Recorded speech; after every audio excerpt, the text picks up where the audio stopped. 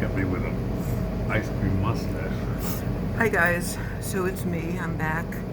I'm at Carvel right now with my friend Steve, my biggest supporter. Although I shouldn't say that because I just watched Heather's video and I started crying while we were having lunch. This is dessert. I was absolutely blown away. And it's really like humbling and touching to accept that outpouring of love when you don't have the greatest self-esteem and you really just, I just don't ever really feel deserving of it. So, little update just in the interest of honesty, because you guys have been so good to me and you deserve it. As most of you probably know, I'm an alcoholic and fell off the wagon very, very badly for several days. Culminating with the airing of the documentary I was in, which I knew would be difficult, and I thought, I guess, that it would be more instantly cathartic, but it was very triggering and very traumatic, and needless to say, brought up a lot of stuff. So, I started drinking, I think, Thursday, and didn't stop till like Saturday, and then my friend Steve came over to kind of like rescue me.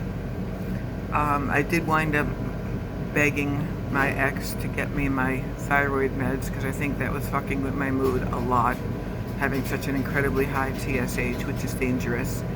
But a 1 month supply is $160, so it's kind of crazy.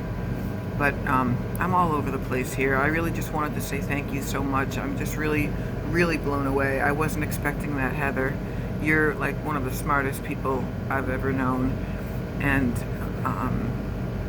all of you with the loving things you said about me when I don't know how many of you watched the documentary or not, but it just made me feel very broken and very, yes, brave, and yes, you know, a hero and all this stuff that people said about me, but also just really weird and fucked up. And I had my therapy today and we're working really hard with me. We're peeling those onion layers back big time. And it's going to be a big job. My ice cream's melting. So, yeah, if you guys haven't watched it and desire to, at least I have a colorful backdrop today. I don't usually have a mural. So I know I've repeated this a million times, but it's called People Magazine Investigates Cults, Season 2. And the episode I'm in is called The Sinful Messiah, because that was what the cult leader went by. So if you feel like being kind of shocked out of your shoes about the way I was raised and the extremeness of the cult, grab a nice adult beverage, as Zach would say. I shouldn't even joke about that with my shenanigans lately. But I know some of you also struggle with mood disorders and addiction and pasts. You know, one thing I've learned through all this and also being in therapy is that we all really do have stories and issues, and I don't have the market cornered on grief or trauma. But it hit me really hard. Like, I don't know, just seeing it all and realizing I don't have my mother or brother in my life, and just job issues and money issues, and always worrying about everything and worrying about my health and my future. But I gotta take things one step at a time, and today was the first day I started feeling a little better. So we came out and Steve went with me to my therapy. Well, not in there, but then we went to lunch, we did some laundry, having ice cream, which I don't need at all, but I don't care right now. Carvel mukbang. I said I'd never eat on camera. I'm such a liar. So that is the basic synopsis. Did I leave anything out? I think it's good. He thinks it's good. He thought my documentary was good. Yep, very good. So, you know, it makes me a weirdo, but we all have to, what was that quote Tyrion said on Game of Thrones? Wear your labels like armor and they'll never be able to hurt you. So, after this, the itinerary is to buy some cat food, gather up the laundry, because, you know, I spend my life in the fucking laundromat.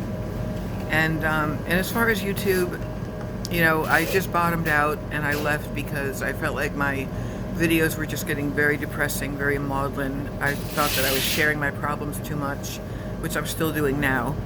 But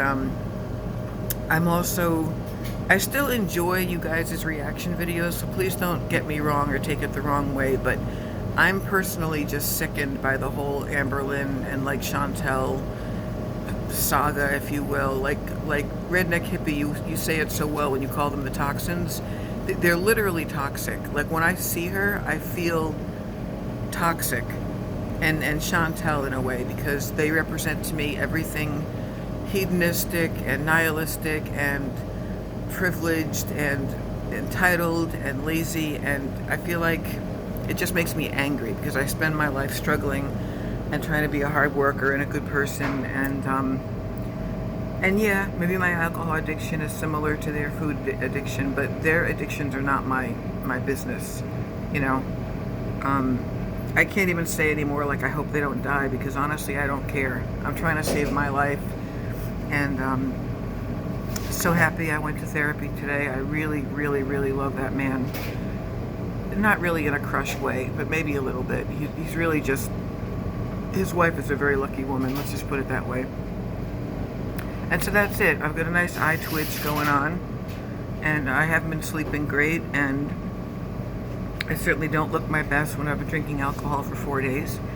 And that's my story, and I'm sticking to it. So try to watch the video for some sensationalistic entertainment, or at least a little knowledge about your girl here. So I love you guys very much, and thank you again, Heather, so much. Thank you, Sabina, Redneck Hippie, Nebula Sky, all of you guys. I'm sorry if I left some of you out, but we were out to lunch, and I just happened to put on YouTube, and I saw it, and I was like, oh my God, like Heather made a video about me. I'm humbled. I'm really humbled. I feel like I don't deserve it, but I love you guys. I'm sorry for making anyone scared, and I'm back now because, you can't really keep me shutting up for too long, right? Yep. Steve's over here just smirking at me. So, bye guys. Talk to you soon. Peace out.